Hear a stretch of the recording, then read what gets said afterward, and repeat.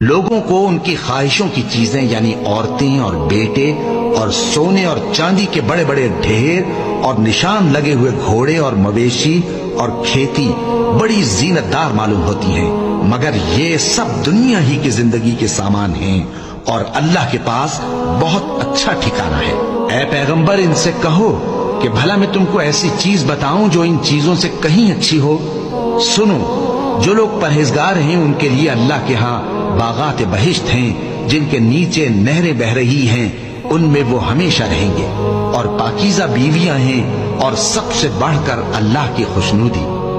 اور اللہ اپنے سب بندوں کو دیکھ رہا ہے جو اللہ سے التجا کرتے ہیں کہ اے پروردگار،